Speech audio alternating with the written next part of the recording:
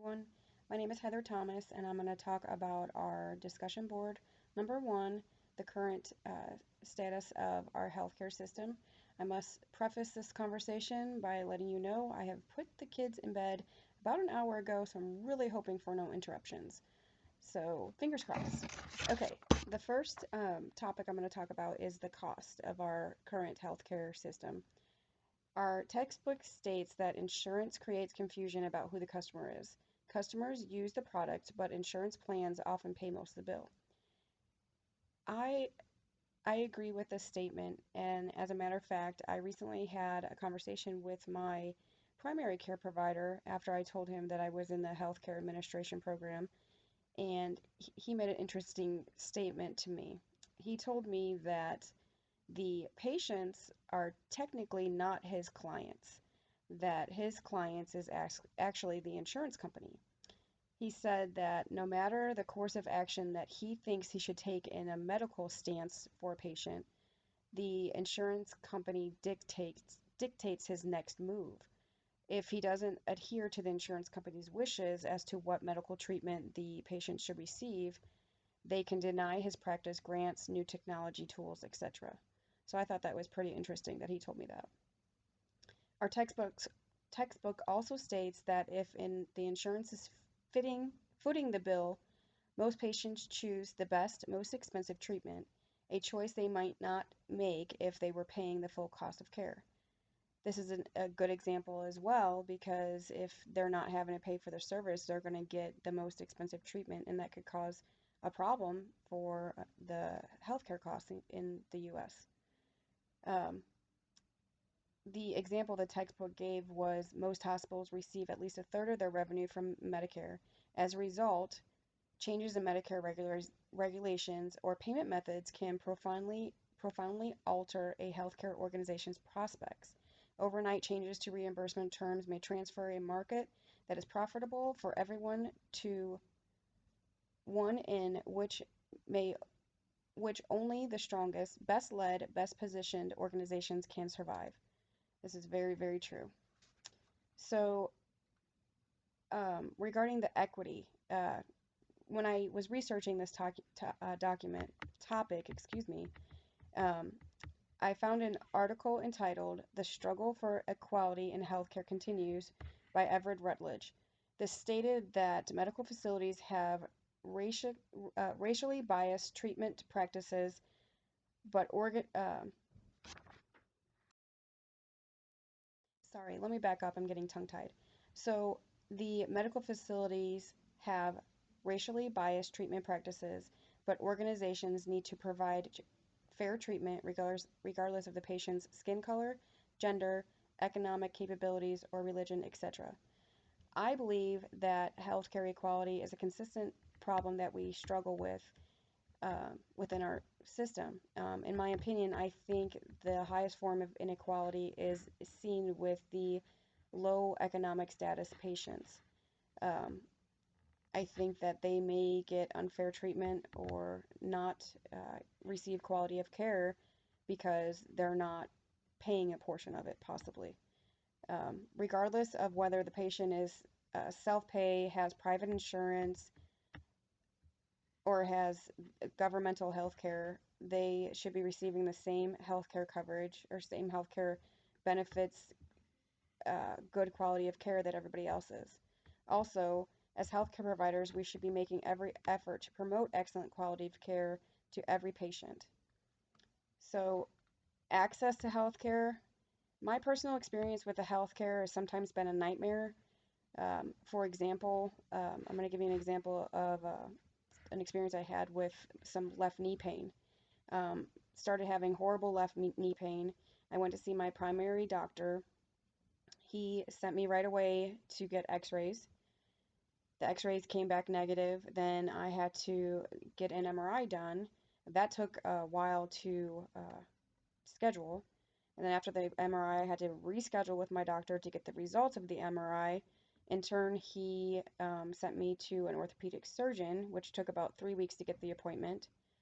It was confirmed that I had a torn meniscus and I needed surgery. Surgery took about another 3 weeks to get scheduled. The entire process took about 2 months, and the whole time I was in horrible pain. So, an article from healthypeople.gov indicated that the timeliness in healthcare systems' ability to provide healthcare quickly after a need is recognized. So, that's what timeliness of medical care, the definition is basically. The measures of timeliness include the availability of appointments for the illness or injury when it's needed, and the time the patient spends waiting for doctor's offices and emergency departments.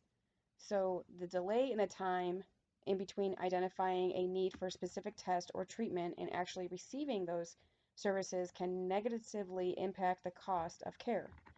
For example, delays in getting care for patients can lead to increased emotional distress for the patient, increased complications, higher treatment costs, and increased hospitalizations. In addition, difficulties or delays in getting care when patients are ill or injured likely reflect significant barriers to patient care. Um, that could also be prolonged emergency wait times. It could be decreases. It could decrease the patient's satisfaction. It could increase the number of patients who leave before being seen, and is associated with clinically significant delays in care. These are all issues that will definitely lead to dissatisfied patients and not offering the highest quality of care to our patients. So next, I'm going to talk about population health.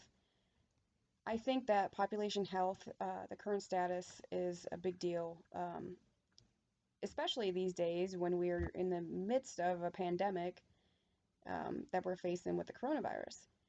Um, Coronavirus aside, though, I believe that the healthcare organizations are attempting to maintain a good health for our population. At least they're trying, in my opinion.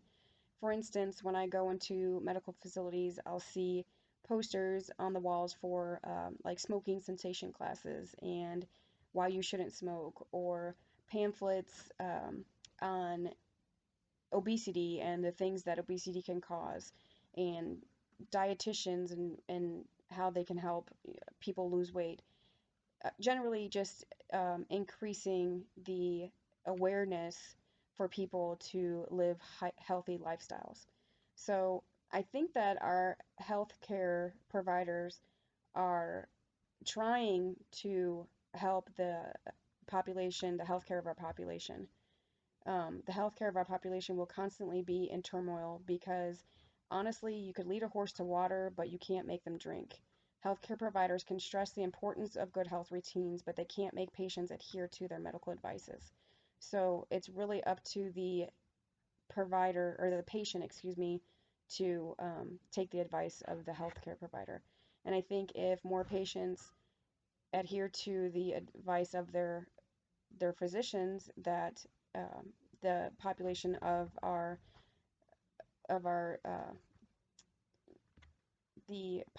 the health of our population would be better.